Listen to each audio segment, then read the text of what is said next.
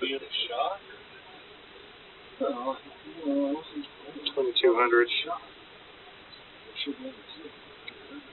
630.91. Yeah, well, I would be, you know, I don't know. I think most people would be in some kind of shock after that. Well, I think you admitted to a fair amount of shaking. I mean, they didn't too fair my shaking. Well, I know I didn't. Well, what I mean, can I ask you? I mean, how are you able to go on from that? Because a lot of people, I mean, even World War II, I mean, just would lose it at that point. Right. No. Is it just because you feel you're a stronger person, or no, than most people, or? I just was very careful. Well, how do you? Well, you're very careful not to get caught behind the lines, you mean? Well, I never got into a situation again, so that was. You still had to go out on patrol, didn't you? Yeah.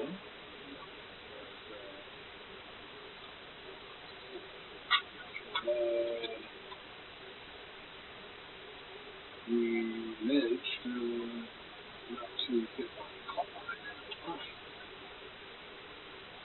This was one of those situations where nobody knew who anybody was. And we were just in the theater. You understand, up north of us, there was a tanker of a German SS bunch caught a bunch of civilians and they surrendered to them, but they shot them all. It's called Malmedy. Called what? Malmedy. There was a massacre on the field. Yeah. They just shot them all. They hadn't, you know, I guess they just want to take prisoners. And Americans were doing the same thing. Everybody's just scared of everybody else. And frightening people was a terrible thing.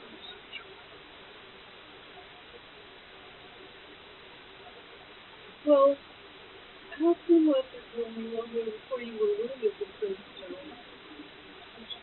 You know, not so much. So many things at first time. Okay, well, the first time you were wounded, you went to the hospital? No.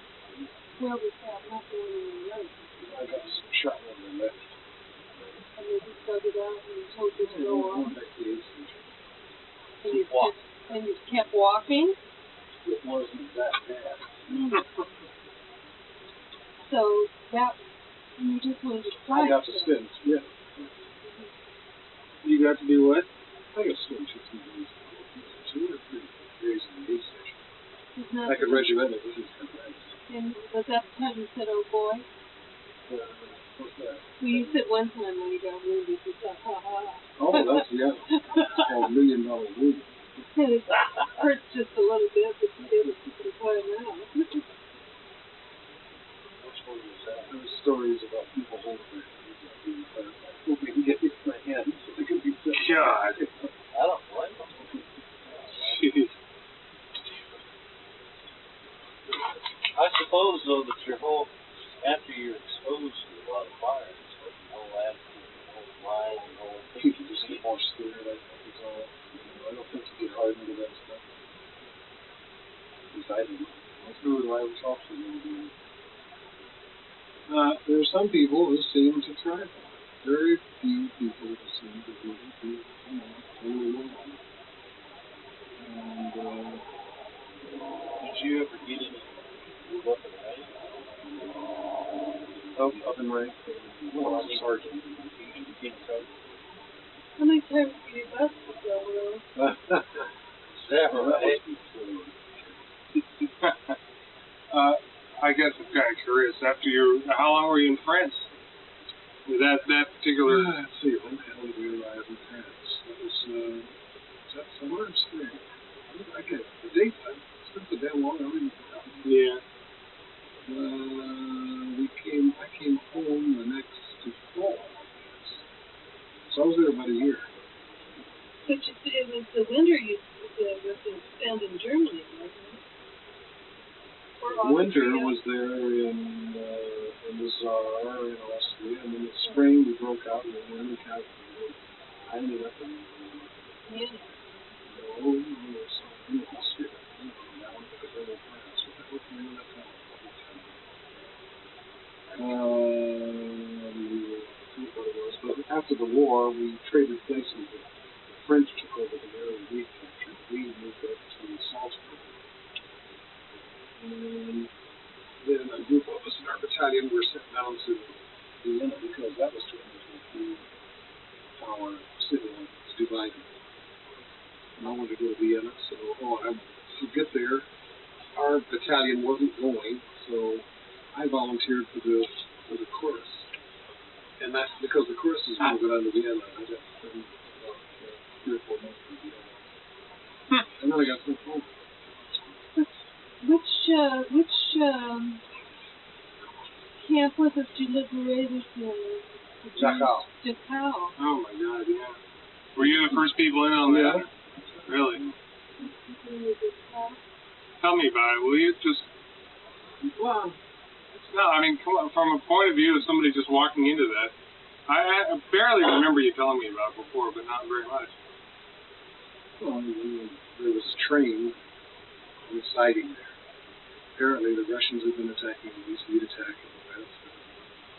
The Germans were very concerned at this time that the death camps not be known about. So they would put as prisoners, Jews and Poles and various others in trains, crowd them in horrible spectacle. And they even had quicklime before so that they died. They just run them back between Russia and the Western Front. And as they died, they would hopefully be dissolved in quicklime. The dead among the living among the dead? They weren't feeding them? There was a train full of dead people. They got one man Off an entire train. I didn't see the guy. We were sitting on the siding of that house. That was a very rigid and well-disciplined cadre communists that Dachau would survive. Is that right? Yeah. But there was a tremendous... There were all the usual starving people, skeletal people, in prison uniforms. And you had... In the camp. In the camp. She turned over some guards to the prisoners and tried to kill them. They were too weak to even kill them. Trying to hit them with bricks and things. They couldn't even lift the bricks. So we... town nearby, we brought everybody, they all came to the house here, so most everybody came by. Everybody in the town? Everybody in the town, the whole area around there, moving going lines to go through this place. Is that right? Yeah.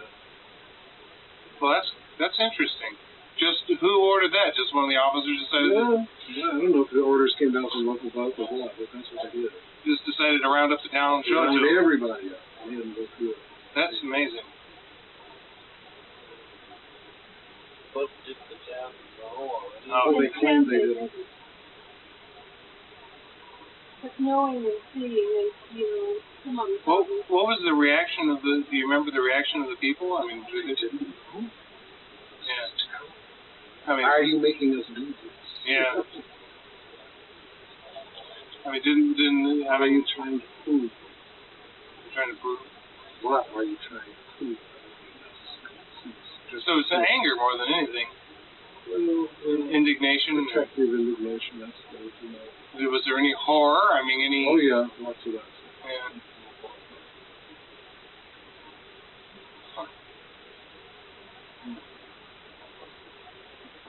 Oh dear God. Yeah, that was it's a really well known. Where is it? That's in Germany, isn't it? Yeah, it's in southern Germany. That's a well known camp too. It's the granddaddy of all concentration camps. Yeah. The first. You were there. Oh, I'm The just really saying. horrible ones were, of course, the Poland. Auschwitz. Auschwitz. Really one of the worst things. You say this cadre of communists, were they Germans? German Jews? Or they were like Russians? Yeah, some were German Jews, some of them were Poles. But apparently they survived. They were tough. Yeah. They had a little organization within the camp.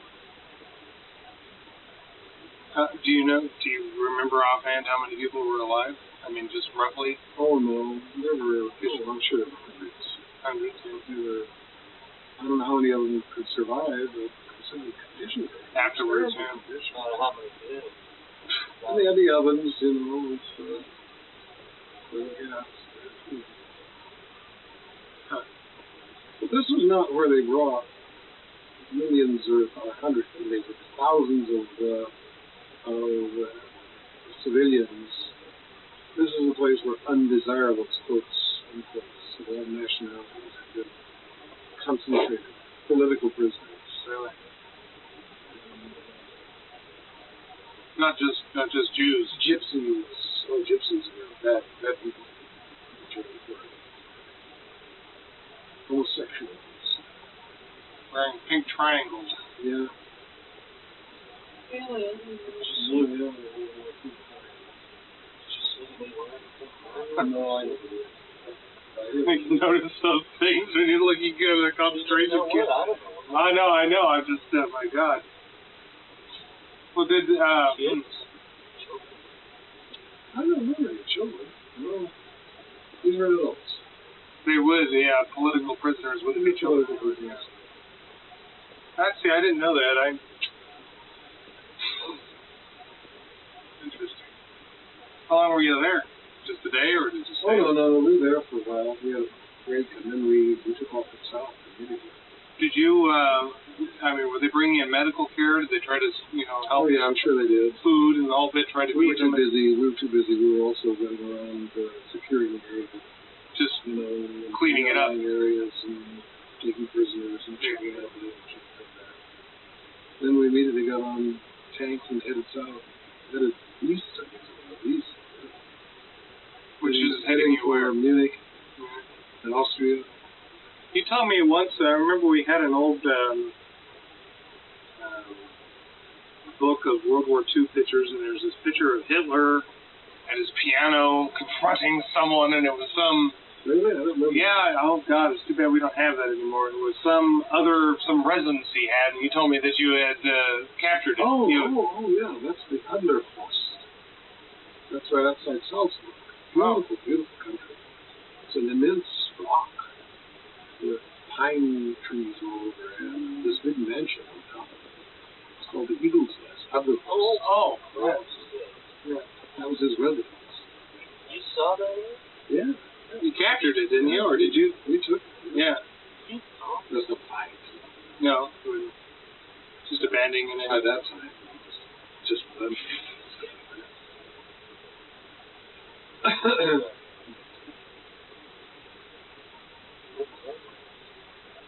Huh?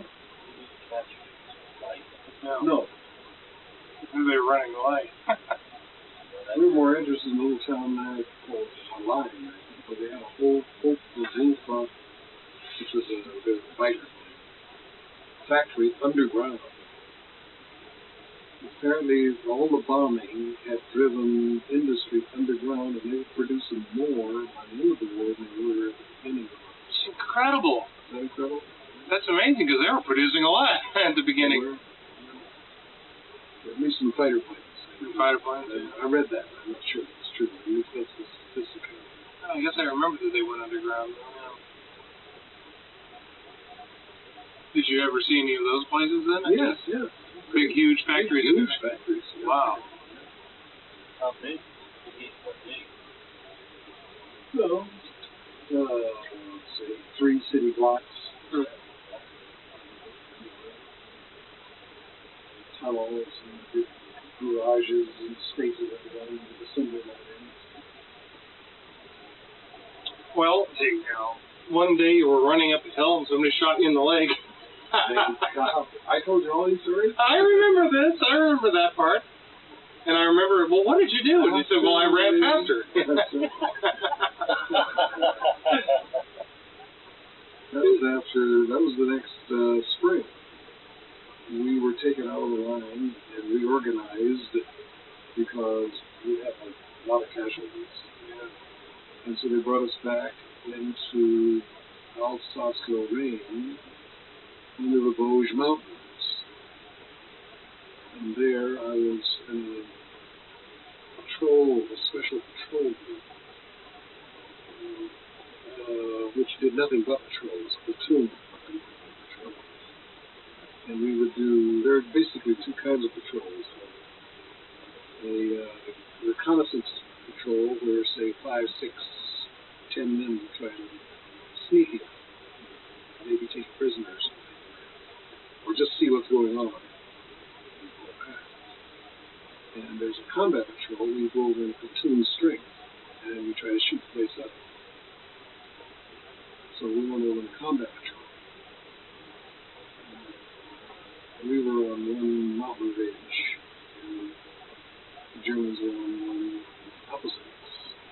There was a little valley, beautiful, a little two-lane road going through the country, beautiful. But it had been the scene of what's called a meeting engagement. It was the 3rd Division, I think, had been there before us. We relieved them. They had kicked off an attack early one morning, and the Germans had kicked off attack from their ridge at the same instant. And it was a little earlier. The Germans had begun to come up the American ridge when the Americans began to go down the ridge and attack. And they met.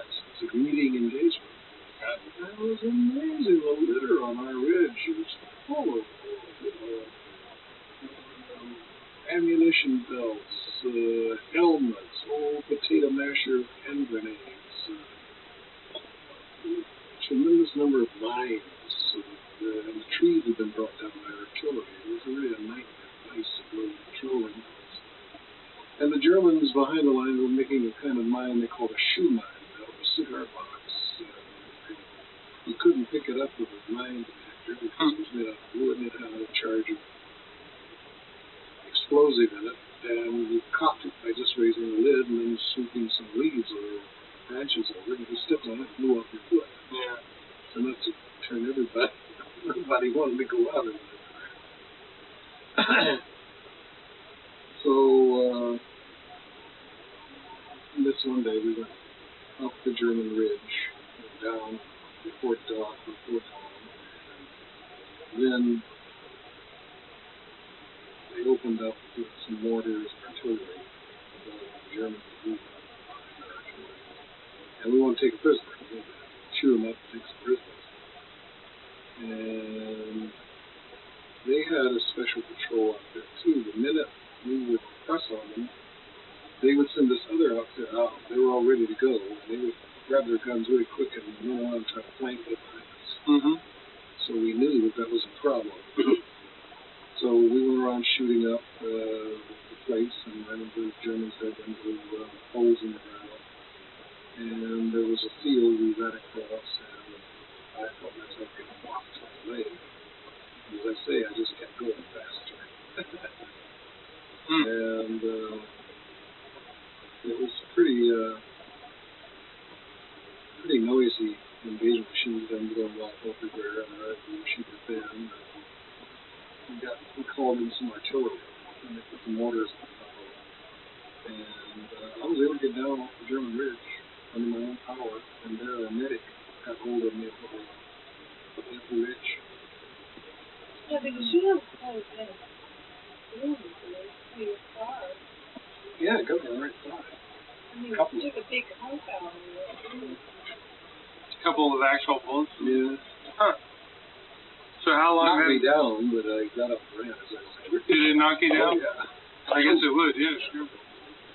How long did that take you out of commission? I was 3 weeks, 4 weeks, a month, I guess.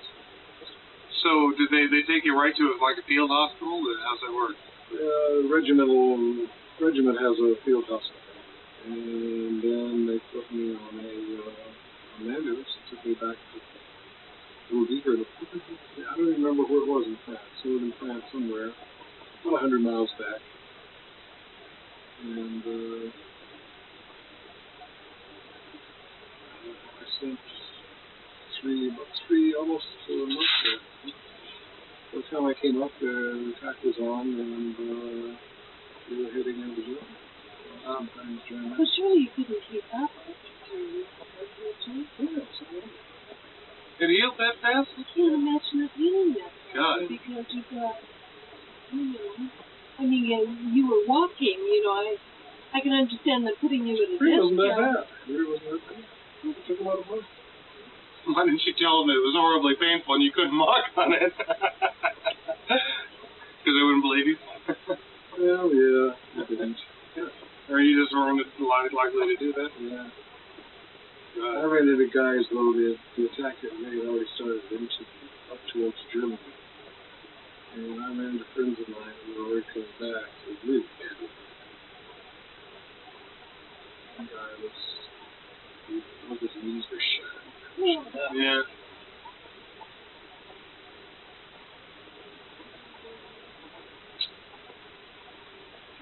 Across that very famous old medieval city called Worms, spelled Worms, where Martin Luther saw the devil and threw an ink pot at him.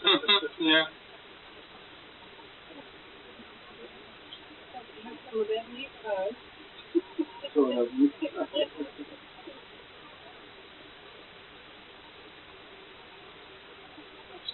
So you went into Germany from there. Yeah, that's right. We had what the hell was the name of it? It was ball bearing. Schweinfurt. Schweinfurt, or what's that mean? Pig Fort. Schweinfurt. It was the ball bearing manufacturing center of Germany. We had been, and the RAF and the 8th Air Force had been trying to knock that out for over a year. It was just hub-to-hub anti-aircraft for miles long. I think one day the 8th Air Force, which we bragged that we did precision bombing, and we came in during the daytime. The RAF had given that up long ago and did night bombing, and they didn't pretend to be precise. They just blanketed everything. And so in came the 8th Air Force, and I forget almost a horrendous number of flying fortresses were shot down there in just a few hours. God, just kept pumping them in there. Made a laughing stock out of the whole idea of precision bombing, you know. Yeah. Did you see these when you... Oh, yeah. Everywhere. It's just fantastic. But the Germans really resisted because it was one of the crucial ball bearings, apparently. I never realized how essential they are to mechanized warfare. If you don't have ball bearings, you haven't got tanks, you haven't got anything. Yeah. That's what they made. They had immense wine cellars under the city of Schweinfurt. They were filled with booze from France, Germany, Rhine. Reserve pour le Wehrmacht, I've always said. Reserve for the Wehrmacht, for the German Army. Really? The wonder of that was, was that brandy that some guy got a hold of underneath there? It went back to the 18th century. And they drank it. And where was it that you had the schnapps and spilled on the table and just bleach the that was that varnish? winter in Alsace-Lorraine. Alsace is really German. It's nominally by France. The old farmers would be out at night on some kind of night duty, and the old German farmers would say, "Here, drink of this, it's very cold." They give you some little thimbleful was quite like it was schnapps, very schnapps. We used it in our cigarette lighters. That pirate. Great about it. God, spill it on the table and just take it. So the Germans drink a little thimbleful. Just knock the cold out of you. So you'd actually have these guys just coming up and out of friendship offering you this? Yeah. They'd come out at night, you'd be there, real spooky, you know, with tracers going up all over it. Thought they'd be just up the ways of it and just come out. Yeah. Wouldn't you be scared that he'd be poisoning them? Of course, you'd find out pretty quick, and that'd be one day determined power. Mm-hmm. So that's interesting. Yeah, they're really French. Alsace-Lorraine is French. I see. But they all speak German. It's been a part of France that they've fought over for centuries. So they'd be very anti-Hitler then. They were anti-German. Well, they were pro-German. But by the time we got there, of course, they were appropriately anti-German. They knew which side their schnapps was better. God. Well, I guess I've got kind of the chronology out of order. You said that you went to France first, and from France you went to Germany, Yeah. and from Germany into Austria. Mm-hmm. And that was basically it, or... Mm-hmm. That's it. And I guess you had said that you, in Austria, you were in the mountains, and this was toward the end of the war, and you were just cleaning out pockets of... Well, that was around, what's our set? It's in the Alps. Well, it's, just a minute, I'll remember the name. Big city,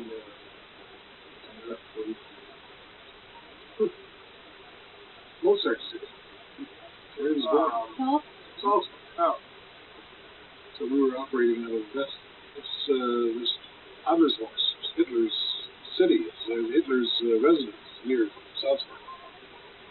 And it was there that we, a little town outside Salzburg called Hallein. Hallein. Hallein. It's a little town, suburb outside of Salzburg. And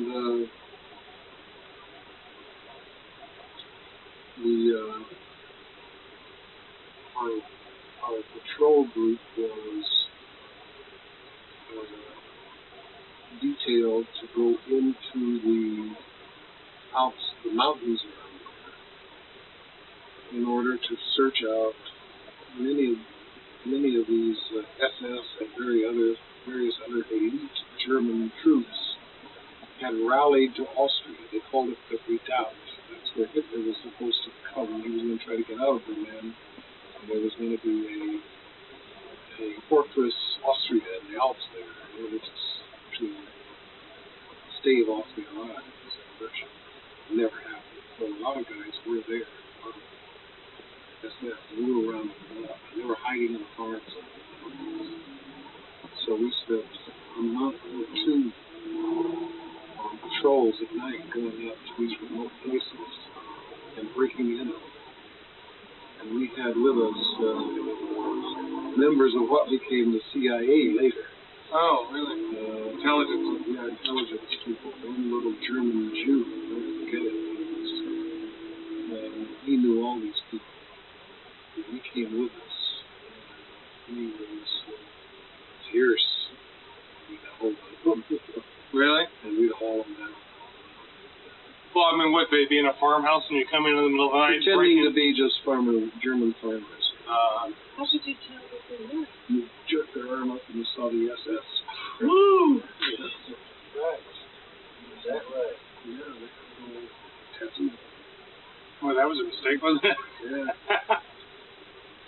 So, I mean, you do that I also? saw him quite. We caught one night a German SS general. Really? Big, immense man. Very great, big, great coat made out of pure leather. Snappy. German half to the garrison camp. And we brought him down, and this little German Jew interviewed him. And I didn't know what was going on. He was speaking real quickly German with a man. At one point, he just finally put his hand up from the ground, just whoa! This German knocked him all over his ass. You know, the guy wasn't telling what he wanted to do, so he said, "You need to." You don't remember the guy's name? No, Simon Walser was saying his father was doing that kind of work and was wondering if I was working with his father. I said, "This is a real spidery little man, very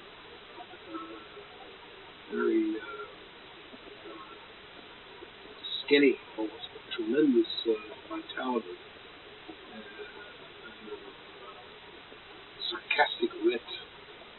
He shoving me in the ribs, saying, 'You want to do this kind of work? You like this kind of work, eh, boy? Why don't you join with me? We'll hold you over, and you can work with us.'" He was serious. Yeah, "I like the way you do this. You seem to have fun. Come on, stay with us." And no, thank you. I want to go home. You know. But Simon said, "Hey, that could have been my old man." Is he dead now? No, his old No, man but was his whole band's got Alzheimer's. He's going to Yeah. come visit. He became an Israeli general. Really? Are you He was a gonna? British citizen. Is he gonna ask him, or ask him about it and see if? Probably doesn't remember. Probably doesn't remember. Too bad. Huh. Good trip. We take him down, line him up, and up against the city square. And then this guy, if he didn't go up with us, they call it in, and other interrogators. And they make him all stand at attention. And they begin to sometimes beat him. They're not loath to do that. Because they were trying to weed out this possibility that this occurred. Weed out the house. But lots of Frenchmen, and they catch the whole town of Frenchmen high up in the Alps. Chalet up there. They had been apparently collaborators. Come out of France with the Germans. Oh. They tried to maintain that they were good Frenchmen the Germans had captured, but it turned out later they had been collaborators. In France, they shaved the heads of girls that had collaborated with the German soldiers. Shaved the heads. They strip them naked and send them out of the town. Good Lord. One, punch them out, shave their heads, strip them naked, make them walk out of the village. Where they went then, I got those. Well, the men were, that's for sure. In France, I mean, now they even had films of that happening, collaborators being beaten up. Because they were, Since the word Jacques Offo, a French filmmaker, has made a film showing that most all of France collaborated. yeah. And that the resistance, the genuine resistance, is just as often turned in by Frenchmen as it is by Germans. There's a lot of poisonous hatred that's held in the occupation. So after Austria, then, that was that? You were sent away? Sent home? After Vienna, I got one, I remember when I was in, outside of Salisbury, I got a leave to go to Paris, and spent a marvelous week in Paris. And had to pass through Patton's territory. I was 7th Army, Patton was 3rd. And when you went through Patton's, we were in trucks going to Germany to head for France. When you went through Patton's area, he had MPs and jeeps that would chase you down and stop your trucks and make sure you all had ties on. Make sure what? Make sure everybody had ties on. If you didn't, they pulled you off and threw you in the grill. We heartily hated Patton. It's called being a soldier. I was never in the movie. No. George C. Scott didn't do that. But we all cheered when he was killed. That was great. What's that, right? Where were you when D-Day happened? I mean when they ended, well, I was okay, where were you when they ended the war? Of Germany? I was down near the Brenner Pass. I was in the U.S. town.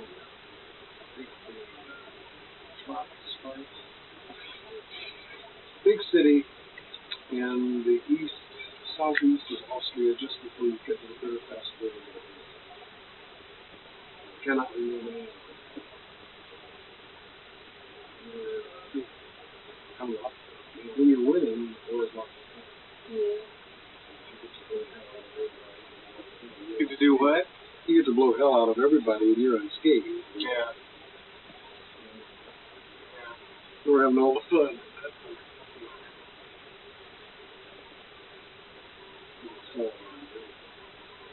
What's all you run into people who don't fall, who have a lot of courage, civilians, who refuse to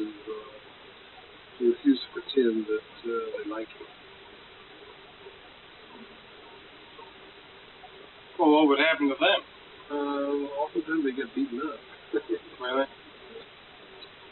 When did you finally get sent home? I'm trying to remember what the circumstances were. Did I come straight on the end? I think I did.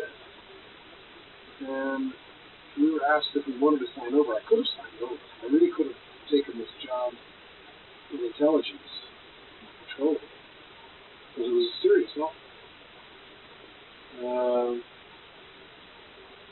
But I decided I wanted to rotate. That was the goal. And they set up a whole series of camps on the French coast, opposite England, called the cigarette camps. They were all named after cigarettes. Lucky Strike Cigarette camps? They were called cigarette camps because they were named after cigarettes. There was Camp Lucky Strike, Camp Old Gold, Camp Camel, and they just gave them those codes. Chesterfield, too? I don't know if it's Chesterfield or not. I was Lucky Strike. You were at Lucky Strike? Yeah. And they sent us there, and we got on a ship and went across to England, spent a week in England, and then got on the Mary and came home. Then they put me on a DC-3 at Dakota, the two-engine thing. I flew across the country of Dakota, and we had to spend 2 days at St. Louis because there was a storm. We got set down there. We flew home. Yay! Happy to be back. I was coming back to Fort MacArthur where I'd been inducted. And there were a few things like, final physical, blah, blah, blah, blah, blah, blah. And I was heading home to Pasadena. Ended up at, what's the name of that? Was that MacArthur Park? No, not MacArthur Park. Also downtown. Pershing Square. And I was waiting for a bus there to go to Pasadena. No, I was waiting for the red car. Went into the head, got proposition immediately. I said, I'm home. I'm back in LA. That's what you told me. Did you, how often did you get a chance to write a letter home? Oh, I got a letter home as often as I want. Yeah, well, I know, but how often did you do it? No. No. Daddy didn't keep it, did she? No, I don't think so. You could only write what was called email. That's true. And they were heavily sensitive. And heavily sensitive. You couldn't say anything. Hello, how are you? I'm fine. And I'm somewhere in France, or I'm somewhere here. Say happy birthday, too. You know, you couldn't tell anything. yeah. Did you ever, this is probably a silly question, but did you ever have a feeling that you were involved in history? You were, obviously. Did you get a kind of an historical perspective on this, or was it just like, how do I get through the day? I was always interested in worldly things as a kid. Yeah. So you were. I knew that part. You're probably interested in where you were, too. Once you get into it, you don't think about things like that. Yeah. Because it becomes a matter of survival. Yeah. I just want the hell out of it. But you must have found the places that you remember where you were and interesting, didn't you? Or oh, yeah. You were interested to be in Europe and. Absolutely. Yeah.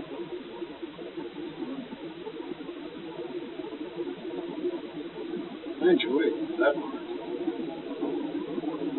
I love languages. I love listening, learning German and French and picking up things like that.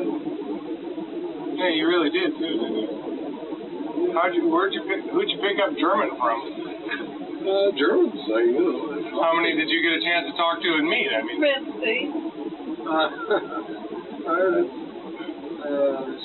Fritzy was a girl I met in Vienna. In Vienna? Yeah. Is she German? Yeah. I know Vienna, Austria. Viennese. But, we would take over houses, and the family would be there, and we'd talk. Would you just take over the house for the night to stay in? Oh, yeah. Anytime we wanted a house, we just do it. We'd take it. That's where you'd stay the night, in other words. Yeah. And what was that like? Folks were moving in. Did you you move them out? No, but we take their beds if we wanted them, and we post guard, but if we weren't in any immediate engagement, we would simply kick people out. People were very cavalier about that at this point. We've seen deck out, things like that, very big fledged. Have you seen, I can't hear you, have you seen deck out what? After seeing that, how people got pretty pissed with the Germans. Yeah. Didn't. Yeah. And there's an arrogance to victory anyway. Sure. You know, kids. I mean, we were all just kids. You get pretty damn arrogant. And you're all scared anyway. And when people are frightened and they're victorious, they really get arrogant. They really get bad. Do you think seeing Deco really made a difference, though? Yeah, I was pretty shocked by that. You were. I mean, I bet. Yeah. Everybody's pretty shocked. Well, tell me, Earl, had you heard about, when did you first I hear never heard about of that. Never heard of that. Really? So it's just like... I won't give them that. I couldn't believe it. Who's this? Jeez, yeah. You seem like you have kind of an open mind about Germans now, and even the way you talk about it, it's... For years, though, I had a knee-jerk reaction. The fucking Germans. Yeah.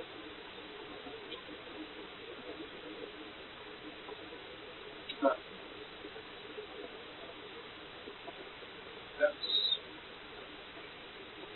That's the product of childish thinking.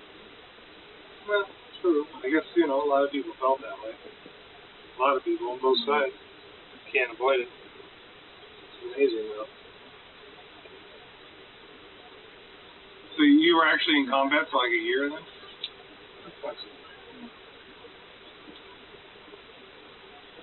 You're not constantly in combat.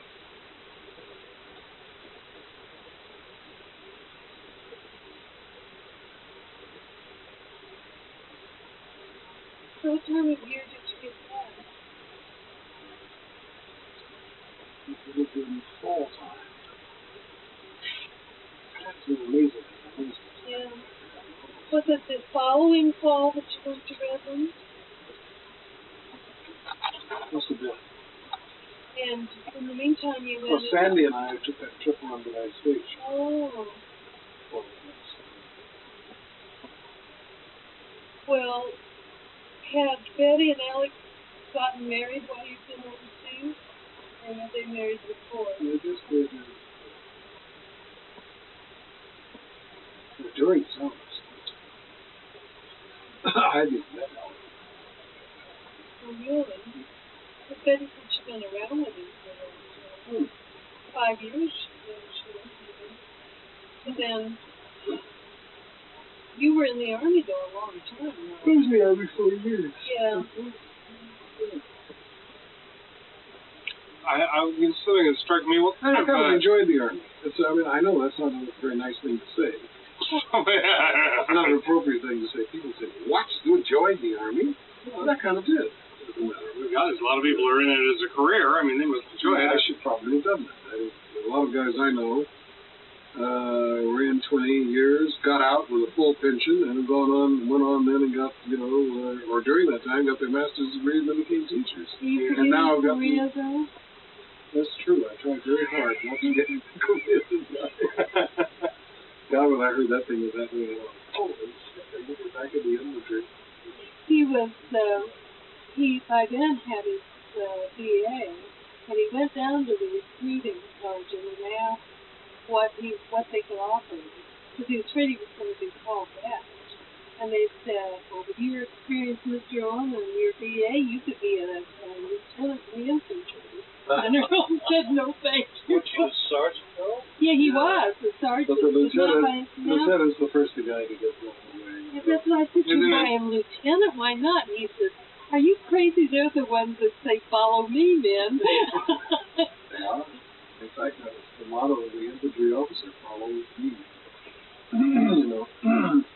Like those guys you were studying about in the Battle of Antietam, who stood up there on their horse and yeah.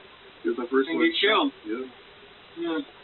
Stack and get everybody to hold the line.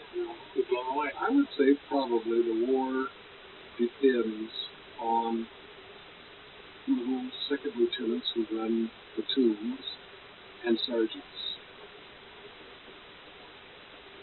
If you've got a good lieutenant, you could pretty well, you can pretty well carry the war. And you've got a good sergeant who the two of them can pretty well carry. You've got bad ones. I don't give a damn how good the general is, or the colonel. Nothing happens.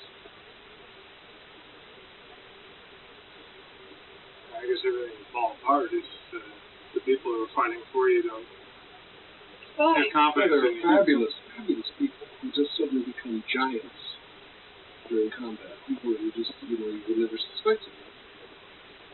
Throwing From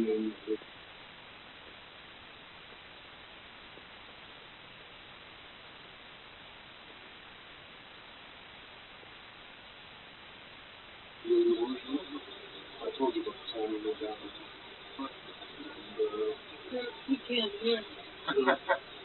No, and you said something about leading the patrols. That sounds Yeah, interesting. the guy, Lieutenant Pascas was an amazing guy. Yeah. The guys we came overseas with were all duds and were weeded out immediately. And you began then to get people who rose as natural leaders, One of them was this really dipshit kid named Friend. His last name is Friend.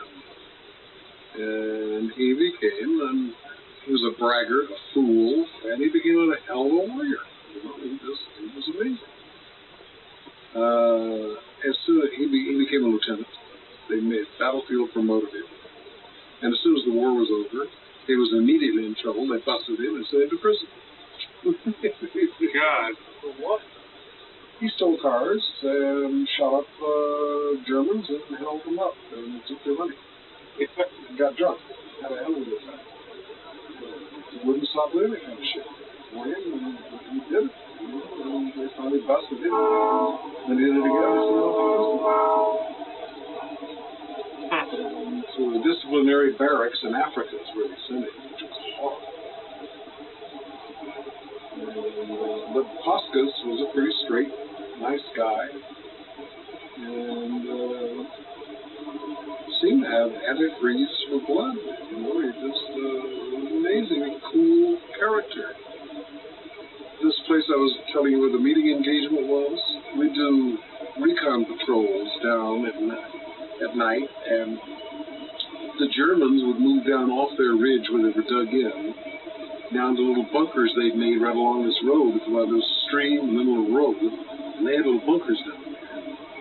And we'd come down, and we would want to go over and try to see where they were and probe, and if possible, shoot them up and take a prisoner. And so we come down the ridge, lay out the platoon as a base of fire, and then Pascas and I would have to go on down, cross the stream, run across the road, and hunker down under this cliff on the German side.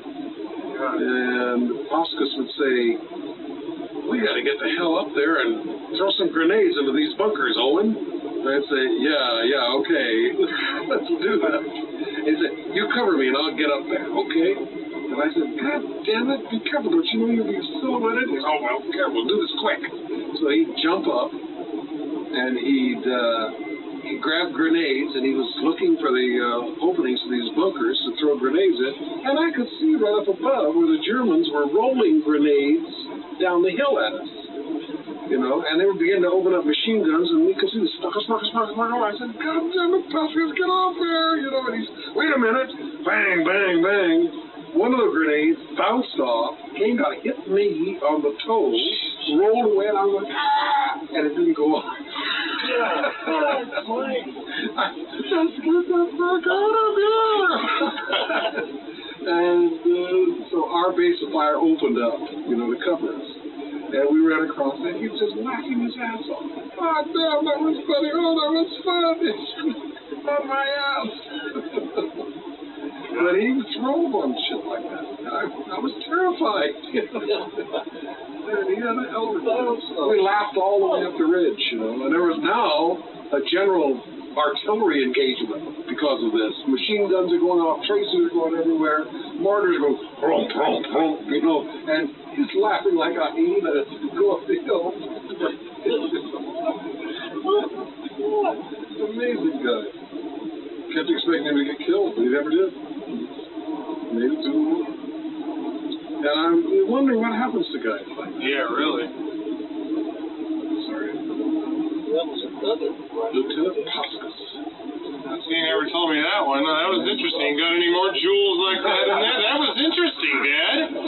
You never told me that. That was really interesting. Oh, I told you that story. I don't remember it. I sort of remember the history now. I don't remember the grenade coming down. I mean, right on the damn toe. Sure as hell seemed to. turn your back. Downside, boom, boom, boom, and rolled over this. These are beautiful little grenades that were made in Hungary. And they're little egg-shaped things. And they had this marvelous stainless steel lattice around them. And when you pulled the pin on it, the lattice would fall off. God, it was an amazing, expensive grenade. And they would roll beautifully. And they're just rolling these eggs down the hill at them. You know?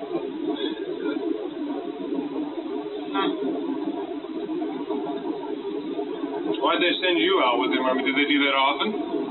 You just with him? Well, I was the platoon sergeant. And so He's a platoon leader. The lieutenant's a platoon leader, and then there's a sergeant. There's a platoon sergeant. So you went out with him a lot then? Like that, alone? Yeah. Well, no, we weren't alone. The whole platoon was with us. Yeah. But they were a base of fire, and we went across. Oh, I see. Right. Okay, they were the one. Okay. Yeah, but I mean that you would, go out with him to do something like you just explained, just, leave the platoon behind. That was terrifying. I couldn't stand it. I was so glad that shit was on there. They pulled us out of there. Moved us on. When we went over to the attack, it was much cleaner, much less terrifying. Patrolling.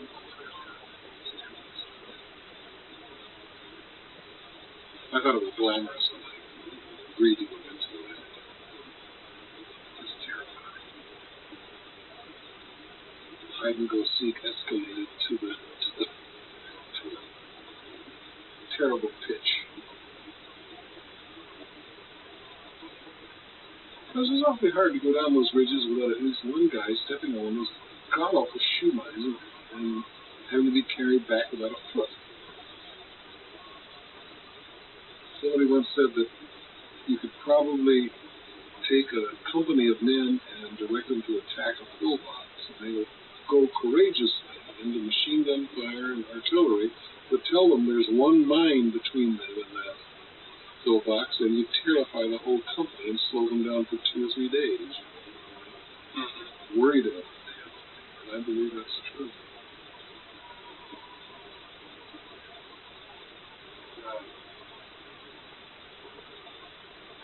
Did you offhand remember anything else like that in the similar stories? No, that really intrigued me. And if you could, if you could remember anything like that, I wish you'd tell me. My God. I got any other good stories there, Owen? Well, just one thing that impresses me, though, is his ability to drop off the truth and drop the hat.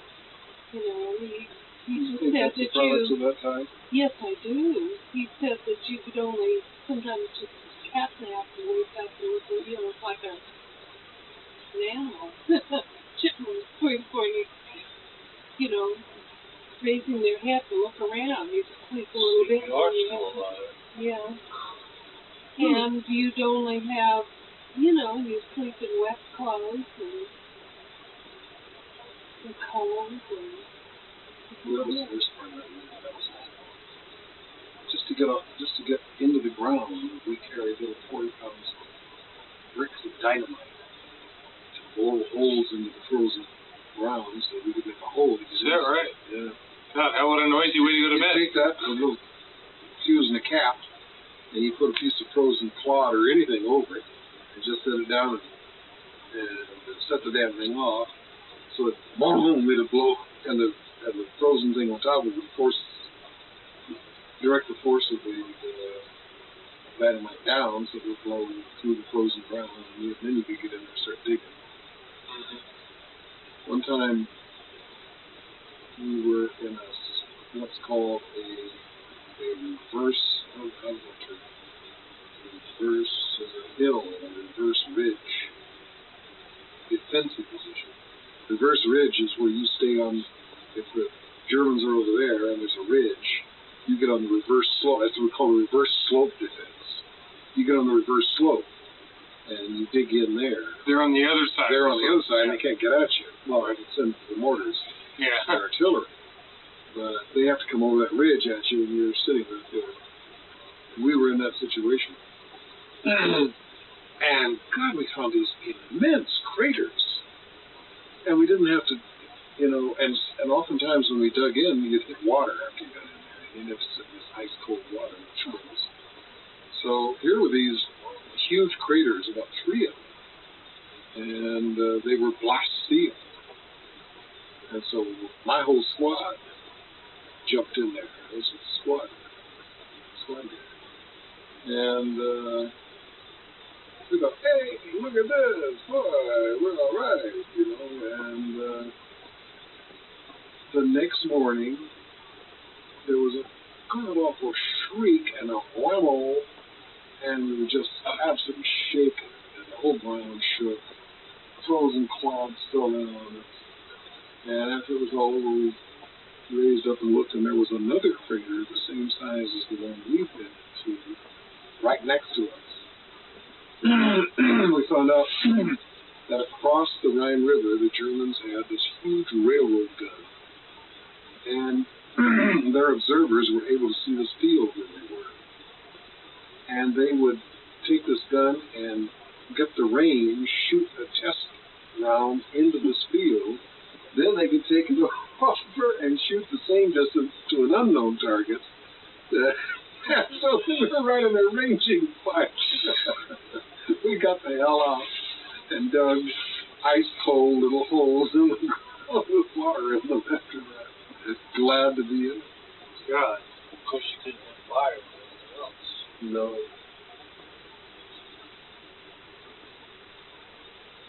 That was the place where every night the Germans would come down with these personal carriers, individual patrols. They would probing us. We would have a firefight every night. It was terrible sometimes. Catch some of the patrols. We had this really bloodthirsty asshole from New Jersey. He killed a whole bunch of Germans. And we caught them. They had come in, and apparently they didn't even know they were in one of our lines. They walked right in on us, and we 50 caliber machine guns, for Christ's sake, and killed about 13 of them. This guy was out there and found a beautiful ring on the lieutenant, the German lieutenant, and he sawed it off with his bloody knife because we couldn't get him. Yeah, people like that. That's what happens. Yeah.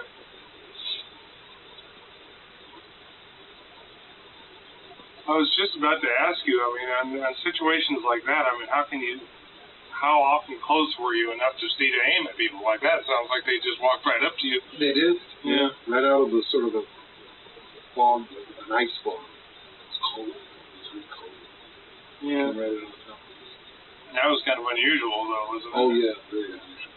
To be that close to a shock. They were shocked that we were shocked. They were scared.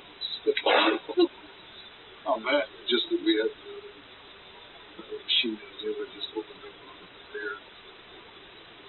They all wore these white sheet camouflage to blend into the snow. Yeah.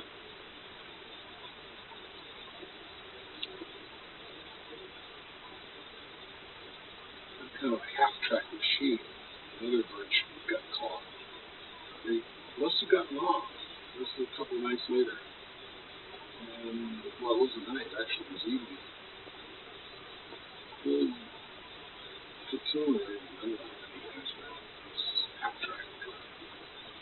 It's a personnel carrier. It's like a truck in the front with this an open bed in the back, and it's got tracks. Mm-hmm. They call them half tracks. Right. And it rolled in on top of us and just blew them away. Just walked right into it. I drove by them. But that's unusual. You don't see Germans. You don't see the other.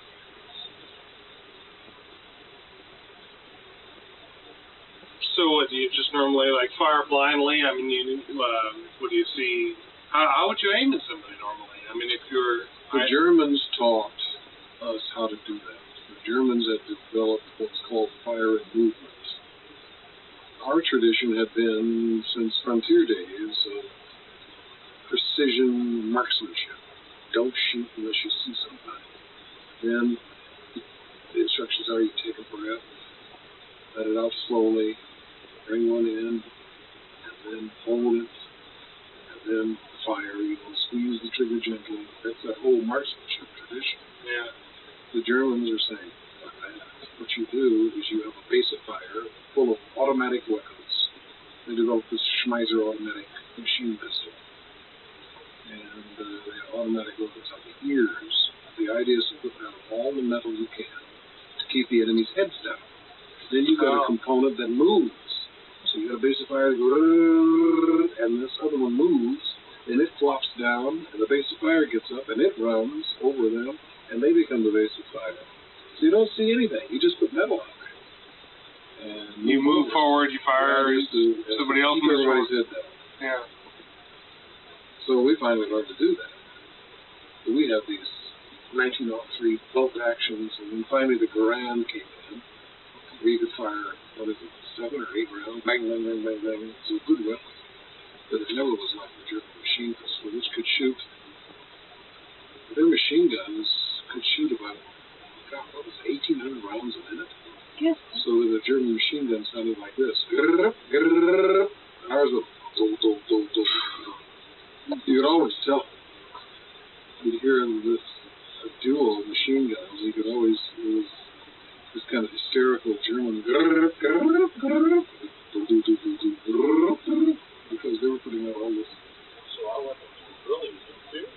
They were. Did that ever change?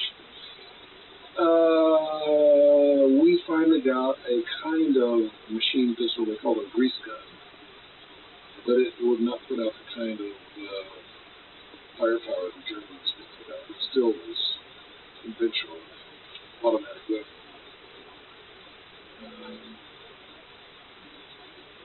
Well, Germans are very innovative. Mm-hmm. Technologically. That's incredible. Because I just think of the Civil War type stuff, the rifle against the old muzzle loaders and the old ancient stuff that the Confederates used versus a real rifled gun. And even as the war went on, they began to actually have weapons, the Union, that would fire off several shots before you'd have to reload again. Mm-hmm. And what an incredible difference that was against somebody who's sitting there stuffing in a wad and then pouring in powder and that whole business. Of course, yeah. So, my God, didn't that make you feel like you're at a terrible disadvantage when somebody's got such we hated it. weapons against you? And they had the artillery piece of the war, the German 88. It was feared by everybody. Our tanks, they had just a field piece, the 88, which is a fearsome weapon. And we had what was ours, 75, I think. And our tanks had a 75. I think I had less than that. I forget what it had. Christ, at one point, I think it was the German general Grant tank that they introduced in Africa. Had a 37 millimeter for Christ. And we finally put Now look some of our here. tanks a 90 millimeter. Let me show you guys a tick. Now this tick, I'll turn on the light. This tick, I felt something on my head. God damn it. I knew you laugh at me for wearing a hat, don't you? Well, there it is. That's why I wear a hat. That's a tick, all right. I felt something on the top of my head. Is that a You've tick been or a laughing beetle? at me for a week Is now. that a tick or a beetle? That's a tick. You sure? I'm positive. You got that little wedge? Yes, absolutely. That's a tick. I felt something on my head, And I reached up there and I got that thing. I don't think that's a tick. Looks like one to me. It doesn't have That's the not a tick. No, it's not a tick. Not a tick. It's a little beetle. It's a little beetle. Oh, okay, I'm sorry. Forgive me, I'm sorry.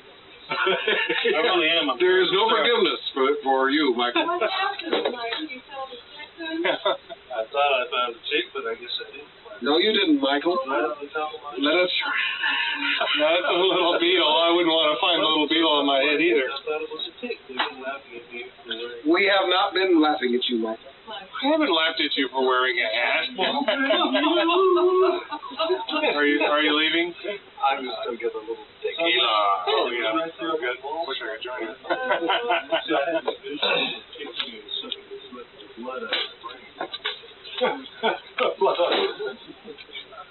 What were you saying about artillery? Oh, it's just, again, that was the Germans' technological superiority. Well, what they had was excellent and innovative. Of course, they couldn't mass produce it. America's mass production techniques won the war. We just built it, lead it, had so much material, power. We just fell over on it. And in some ways we were superior, but in many, many ways the Germans were innovative geniuses. That 88 was, no question, the most superior artillery piece of the whole. What would that do when it hit something? Well, Leave a big high explosive. Well, what if it hit the open ground? They had it on all their tanks. They had anti-tank HE-88s. They had anti-personnel 88s. The 88 was just a damn superior, mobile, powerful piece with a tremendous range. And simply technologically superior to anything we brought against it. Except right at the end, we finally armed tanks with a 90 millimeter. Oh. And we could then duel with German tanks. But Patton's philosophy of battle was not to have these big tanks. Philosophy of battle is to have light, fast tanks, lightly armed. They can go like a son of a bitch. Like cavalry. But the Germans had that. They had two kinds of tanks. They had what they called the Panther, which was the light, fast tank. And then they had the Tiger, which was a great big behemoth. They got the thing so they would even put reinforced concrete on it. And it was a powerful Reinforced concrete. They put that much reinforced, 4 inches of concrete on outside the armor. Really? Because we had developed the shaped charge, so-called. The bazooka has this big bulbous front on it, and it all its focus on its power at about the size of a quarter to a half dollar. Yeah. And it could punch a hole through this tremendous armor. They found if they put the reinforced concrete out there, that it would go through that and blow the hell out of that and not go through the armor. Oh, I see. Okay. That's interesting. God. Did they ever defeat that? Do you know? Luckily, I don't know. I never had to fire it. You might have We to all hit had bazookas. have to hit it several times. The Germans developed a bazooka. Now, there's where we were advanced. The Germans imitated that, and they had a little thing they called the Panzerfaust. Imitated it. That's called the Iron Fist, which they used against their tanks. So did you people carry bazookas too then? Yeah. You'd have, how many do you A bazooka man. One. Bazooka team. 2 guys. One guy to feed it and one guy to shoot it. But the weapon that we really loved in the infantry was the BAR, Browning Automatic Rifle, which is a great big rifle with a little bipod at the end of it. You can fire it off your hip. It's an automatic weapon. And you had a BAR man. And that was a In machine each gun. squad. It's an automatic weapon. And it's like fed to the side with a big belt of stuff, yeah. And you had 2-man teams running. And we had an artist of a BAR man. He could lay it over, the recoil. He laid it over on the side, and let the recoil just track it across the flip it over and track it the other way. It was really good. So you had people doing specialized weapons then. Specialty weapons. Then each company had a mortar platoon who fired 60mm mortars. And they would back up in your local artillery. And all it is sort of a stovepipe with a bipod and a base plate.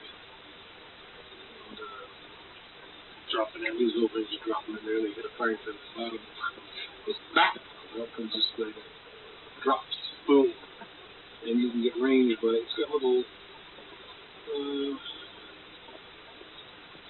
gelatin rectangles in it. You pull some of those off if you want to shorten the range, or you leave them on if you want to go further. And you can raise it and lower it and elevate it, basically. So, like, you get a thing going with a mortar, the guy on each side of it, one guy dropping it down, the other guy dropping it, you get a bap, bap, bap, bap. And a guy named Yost, who had no rhythm. Bap, bap, bap, bap.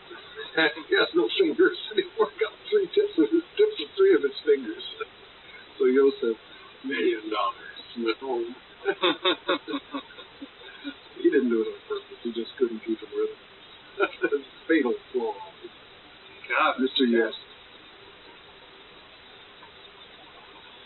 So what? You come up to an entrenched position or something, and that's when you start breaking out the mortars, or when? I've usually used it on company level during fire movement, and if you go to attack, you got your mortar people behind you. With the radio, you call back to them and tell them where you want to lay some fire. More often than not, it was dangerous because they lay right on top of you. Yeah. Very careful. But then behind that, you had a weapons company, and they had 80mm mortars, big mortars. And they could lay some heavy stuff for you. And then, of course, you'd have behind that, you'd have 105s, you had a big artillery company that you could call just in case of they were always busy doing what's called harassing fire, but then your regiment or your battalion could arrange some fun engaged. So mostly what you did during that time was this patrol. Well, that was during the Vosges Mountains thing, and after the war was over, when we were doing the Alpine, the Austrian thing.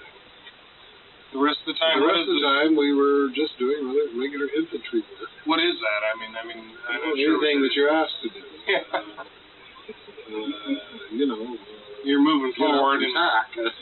This Company E will move to attack that ridge over there, and George Company will wait in reserve while Fox Company will go around the base, and so you do that. You do whatever you got to do. What was your company called?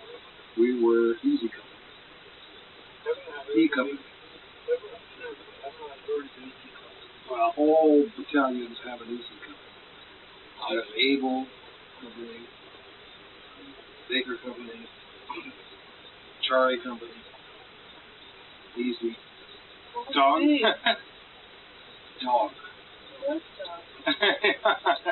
That's the old phonetic. I can't remember I cannot memorize the new one because the old one always gets in my way. What's D now? Delta? In international, it is. Police would call it David.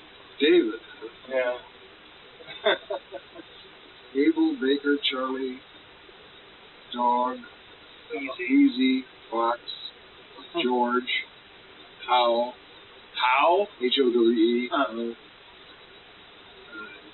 Item. What the hell is J?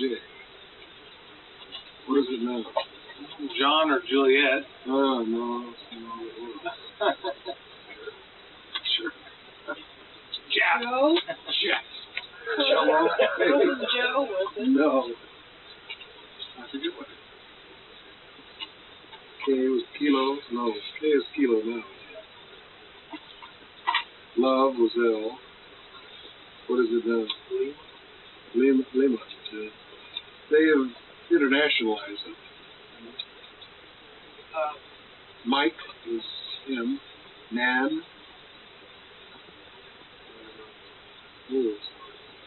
Oscar?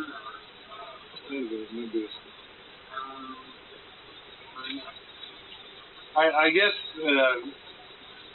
I'm still kind of curious. I mean, if you're in the infantry and they tell you to attack a ridge or so, I mean, what's the mechanics behind that? You're the sergeant, you're telling, it depends on the situation, obviously, but...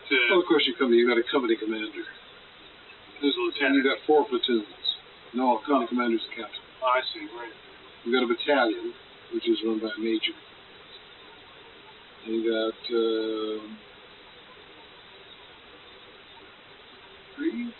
4 companies in the battalion.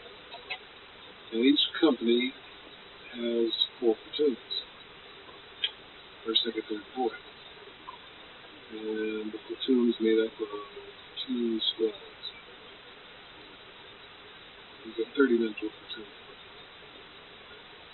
And your company commander will give the order to go. Each lieutenant says, "Follow me."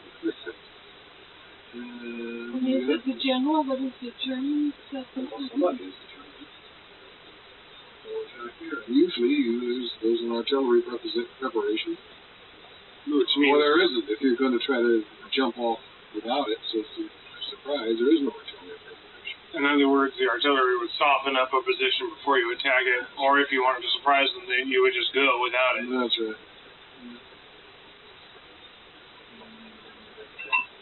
Oftentimes that was better, because one of the most horrendous things that can happen to you is to find yourself walking into your own artillery. It's horrible. But it's really nice to see it. It needs a pen. It comes in action. You were giving orders.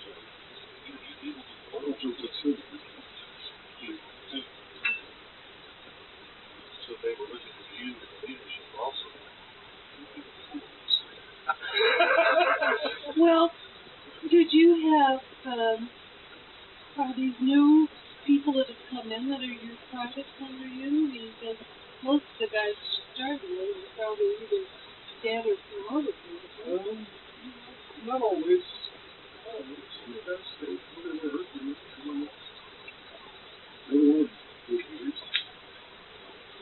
They had lots of them. They bring people out of the aircraft. They got really bad. Who've been through the whole African and Italian campaign. They've been in the medics, they've been in the artillery, and they've been cooks, they've pulling all of that from the infantry.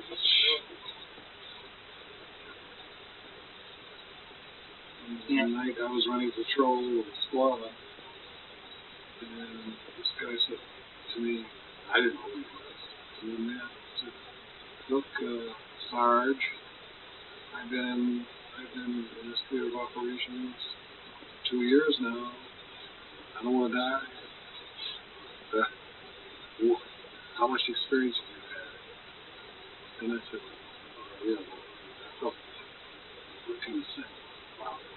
And now, goddamn, I said, he died. Oh. Stepped on him. Oh. It's kind of a mind called bouncing pain. It's got a trip wire.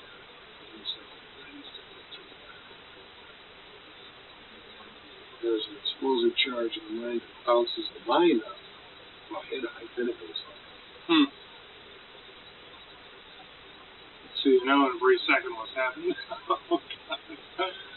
Yeah, well, you're... Oh. Yeah. You go first charge.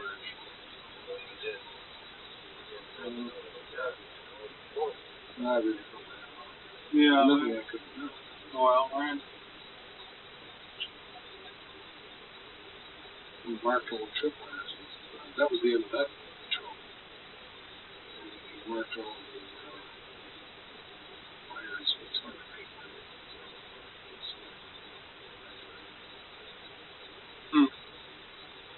How did you plan? What did you do? Did you know where?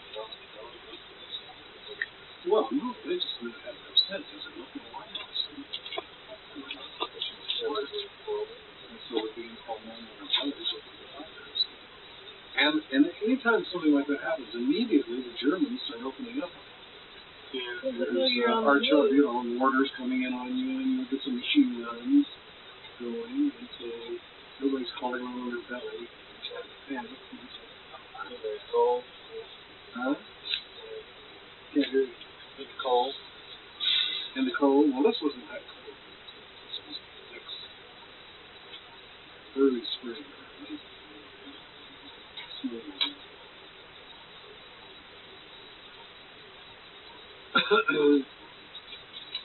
Well, what I was interested in earlier, and I was started to ask you, I mean, if you were going to attack something, I mean, what's hypothetical? What would you normally attack? A position, right? There's somebody there. A town or a line of entrenchments. Yeah. Okay. The Germans have broken through. As an example, I'll tell you what. Yeah. A town called Hagen. We're living in houses or cellars in this little village. Our officers get word that the Germans have broken through. We're in reserve. They have broken through our lines and are coming through with a battalion that's gotten through, and they're heading towards Hagen. Everybody musters up really quick. It's getting dark. We head out on the road towards where the Germans have broken through, which is about 5 miles away. Go out on the road, and snow-covered fields. And we have been out digging, preparing foxholes and fortifications to occupy in case the Germans do break through in a likely place. Unfortunately, they broke through at an unlikely place, so the fortifications are no good. All our digging is worthless. So we get off the road and head through the forest toward in the general direction that we hear the Germans are coming from. And they're on foot. They've broken through. And there's been some terrible casualties in the Americans. They're all scared spitless. Looking at these guys. They go through the forest. We're in a long column, heading. We come out of one pine forest, and there's a snow-covered field about 200 yards to another pine forest. And to our left, about 50 yards off, there's another pine forest parallel. Get out in the middle of it, I hear one shot. And immediately, the whole forest that's to our left opens up. The Germans have been laying in wait for us there. So we all go down. And nothing but this bird gun, going off. And we get our mortars out. We begin to try to open up on them. And we got our mortars out and begin to try to get back at them. And you're completely unprotected, though. We're out in the middle of a field. And about an hour's confusion here. People dying all over the place. An old sergeant I remember, what the hell was his name? A lifer. Fort Gruber. We used to say, my soldiers have short hair. Was killed there. And a couple of really good friends. When we finally got up, we began putting mortars on them. And their firing dried up for some reason. We jumped up and pulled back. We were to pull back in the forest we'd just come out of. Once in there, we tried to reorganize, and we went back to the road and dug in on the other side. This was taking almost all night. Yeah. And so we get on the other side, and we're digging in during the night, and the next day, we bring up tanks. Tanks come up, and we attack across the road into the forest where the Germans have dug in. And we've got some artillery on them, and our machine guns are on them, and we run in there and begin digging. They begin to surrender. Oh, really? And so I got a really good pair of binoculars off a German officer that was killed there. And a Luger. Go pick it up. Were you able to keep that stuff? I had the Luger until I left it. I ran out of money, gas, a little town, and I had the Luger, and I went into a gun store and said, how much you give me for this? $20. And I give it to her. That gas would go off. When you say, I asked the question, you said you pulled back and reorganized. You did that involved in that as well. What did I what? What did you tell them to do? I said, well, get the hell out of here. No, it's reorganization. He's Very saying. nice. How much ammunition do you have? Yeah. Dig a hole here. You dig a hole over there. Of course, you had no map. Well, we didn't need maps. We knew where they were by now, and we knew that we had to get down because we were expecting them to attack us. Come rolling over, and we wanted to get our machine guns lined up, and some shots were on that side of the road so that we could take them, and we had some defense. But as a matter of fact, they did not attack us. We'd apparently done some damage to them the night before with mortars. Oh. And not only that, they were cut off now because up in front, we had closed again. We'd sent in another battalion, which had closed up the hole. So these guys are essentially cut off. The whole battalion, 400 Germans in there. And now, when dawn comes, we've got tanks coming up. And they're doomed. They're finished. So when we get up and wade into them, they'll mass surrender. Because our tanks are fired up. That should be the hell out. And they're dead lying all through that little forest as a result of these tanks and machine guns.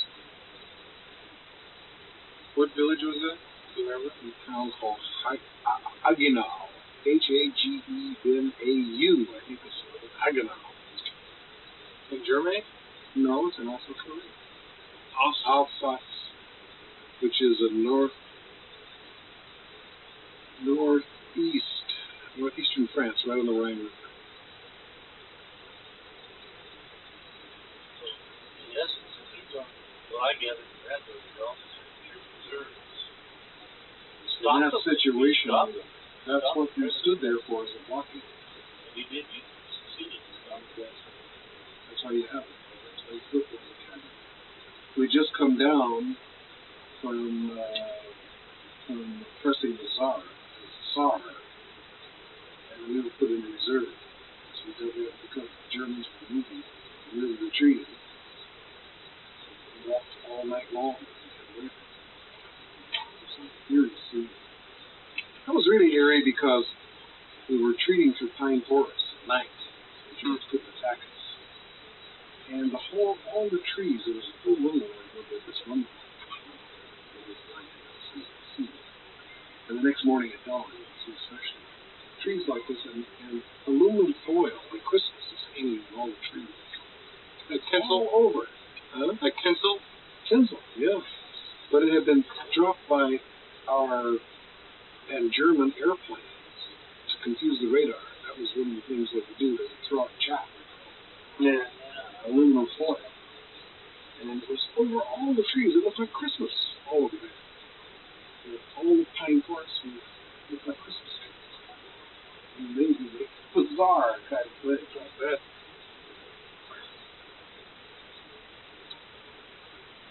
That's where I first saw my first jet airplane. The Really? Germans, of course, had them before anybody. Yeah. And out in open field, I'll never forget it. German, this airplane, wow, couldn't even get a shot at it. This strange looking airplane, which I later learned was a jet. It was doing a recon over this. It must have been really eerie. It was eerie as hell. God. You've never heard of it? No. Germany really was better equipped by Scotland than you know. Well, they were better equipped because we were hounding the hell out of them. They were having. Apparently, the thing that the Air Force did that was good, they weren't able to destroy their industry. They were able to destroy the roads and railroads. And the Germans could not resupply. You couldn't resupply? They couldn't resupply because that's what apparently that's where the Air Force really scored on. They put a train on the roads, and they'd send in these Mustangs and they just bust them and blow up all the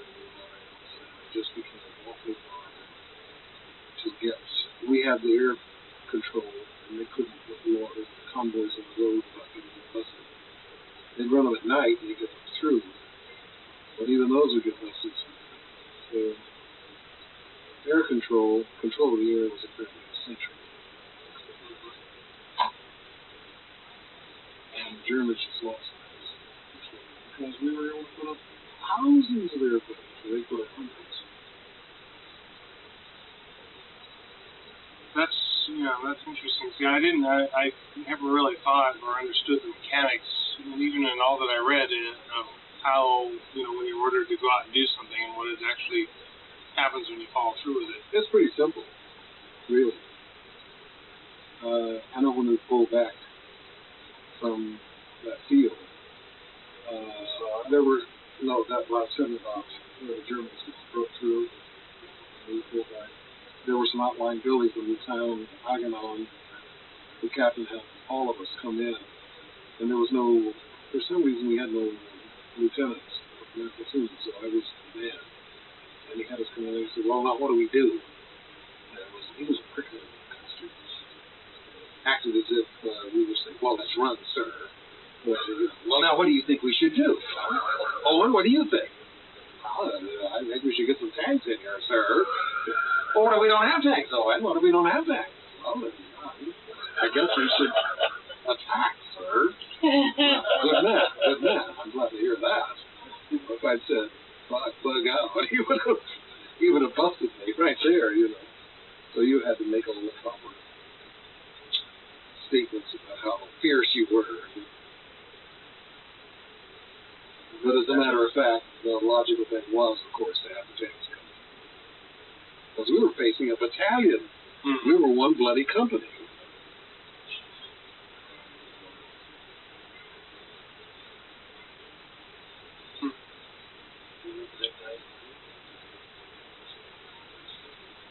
I know one day I grew a mustache in one period there, and he told me I either shaved off or he tried it again.